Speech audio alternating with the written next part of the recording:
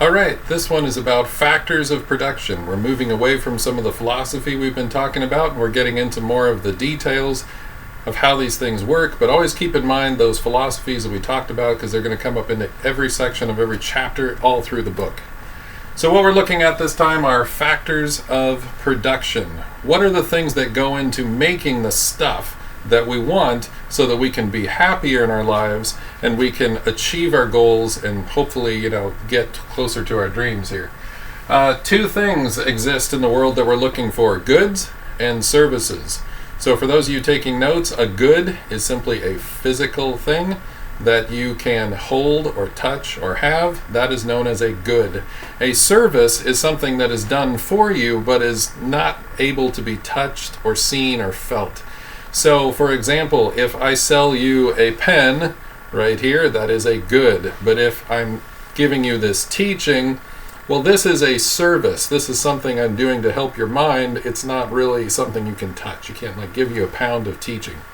All right, so we have goods and we have services. How are we going to make these goods and services? We must have these four things. And we're going to start off with the first one is land. Every good and every service requires you to have land.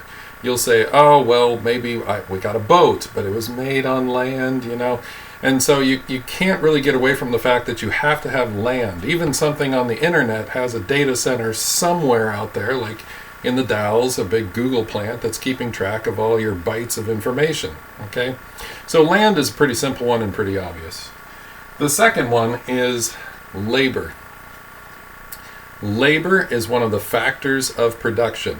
Everything that is made with people. People have to be part of making these things. So I want you to understand this because it seems pretty obvious. People make stuff. That means that the more people you have, the wealthier your country is going to be. I know, there are folks running around out there saying we've got too many people. It's like, well, now do we? Because if you have more people, you can get more stuff. And in order for them to stay alive, they will have to produce more than they consume, and that seems to be happening for a large part of the earth. You'll notice that the countries that are the most productive, China has the most people, and they are the most productive. America has the third most people, but we are the second most productive. And so you can see that there. India should be up there at number 1 or 2, but as we discuss, we're going to find out that India's got some real problems, and they limit themselves into how much they can produce. But really, they should be right up there, because people are a resource. They're one of the factors of production, okay? And just as a silly side note, that's why the Avengers make sense, because Thanos is trying to kill half the universe, right? He's the bad guy. And your Avengers took economics, and they understand that labor actually helps quite a bit. Okay? So people are a resource. Keep that in mind. Next thing you got is capital. Capital is all the things that make the other things. So before we get to that, you want to come up with two definitions right here we need to talk about. There are two types of goods. There are consumer goods and there are capital goods. Consumer goods, for your notes there, are things that we consume. We use them up and they are gone.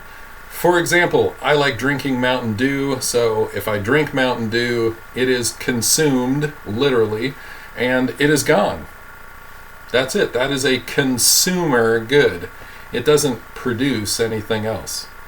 Whereas if we're looking at a capital good is a good that produces other goods. So a factory is the classic example of a capital good. Of course, if we want to go back in time, Adam Smith, in 1700s, writing about economics, he said a cow is a capital good because cows produce milk and they also produce other cows, leather, beef. They produce things, and they continually, if you raise them, they will continue to produce things for you. So not a traditional thing that we think of. We think of factories, we think of computers. Those are things that are capital goods. But in a lot of parts of the world, a few more cows makes you rich. And so those are capital goods. Anything that produces another good. All right? So we'll discuss those more in class and see if you understand that. But capital goods are things that produce other goods. So with your land and with your labor, people can then produce other goods, and they can produce more and better of them if they have more capital goods. Building things by hand is much slower than building things in a factory. So the more capital goods you have, the wealthier your country and your state and your business and you can be. Okay, so you always want to build up your capital. You don't ever want to destroy it. Capital, though, is oftentimes synonymous with money in the business world, because to start any venture, you really have to have some capital. And so many business people will simply say, well, I'm going to get things going as soon as I raise enough capital. And what they really mean by that is they mean money. So if you have enough money, that is also one of the most important capital goods out there. All right.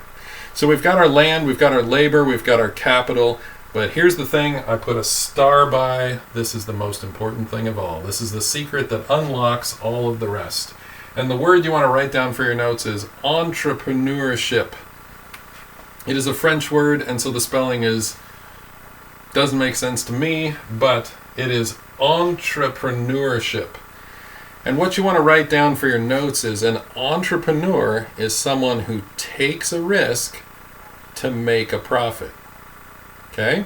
For your notes there, if you're typing it into a Google Doc off to the side, an entrepreneur is someone who takes a risk to make a profit. They're not guaranteed a profit. In fact, a lot of entrepreneurs go broke. But an entrepreneur is someone who takes a risk to make a profit. They're going to combine land, labor, and capital in a way that they dream of, that they think this could be a solution to people's problems. Other people are going to want what I'm having to sell here, and I'm going to make a lot of money because of that. Or I could lose a lot of money because of that. That's an entrepreneur. And so if you allow in your country lots of entrepreneurship, that's the path to wealth. And in fact, Adam Smith, that was the conclusion of his big book in 1776, The Wealth of Nations. He wrote his book, The Wealth of Nations, and trying to discover why people have some countries that are rich and some countries that are poor. And his conclusion was, if you can give as many opportunities, as many choices for entrepreneurship, that's the path to wealth in your country. So entrepreneurship is the combining of land, labor, and capital in the way that achieves your goals and brings you closer to your pursuit of happiness. All right? Land, labor, and capital, combining of those things in a way that achieves your goals and brings you closer to your pursuit of happiness. So if you practice entrepreneurship, you are taking a risk to make a profit. Now, a lot of people ask, well, how do I do that? That would be great. I'd love to get rich. And here's the thing that you got to understand, this is what rich people do. Because usually we have these conceptions like, oh, it's some greedy person like Mr. Burns on The Simpsons, and he's just sucking money out of everyone. That is totally false. And that is a nice Hollywood dream, but it is not true. How are you going to get rich? Here's the secret. To get rich, you must serve others with the goods and services they desire. If you want to get rich, you're going to have to use those factors of production up there. You're going to have to combine them in a way that other people want. So in order to get rich, as an entrepreneur, you're going to have to give people the goods and services they desire. Bill Gates is fantastically wealthy, but in coming up with Microsoft as an operating system and as a computer system that we're using right here, right now, he has helped and bettered the lives of millions of people, if not billions of people across the globe. And because he has made all those billions of people of lives better, they have voluntarily given their money to him so that he is now rich. Jeff Bezos, the founder of Amazon, is delivering things to your door all the time with a click of a button. You don't have to go to the store. You don't have to, deal with those kind of things. It's delivered right to you, and because that idea benefits so many people so much, that service that he has come up with, they really desire it, and they're willing to fork over their money to Jeff Bezos. And that's why he's fantastically wealthy. Okay? That's the secret to wealth. Serve other people. And we're going to talk about that and the morality of that some more in class. I'll see you then.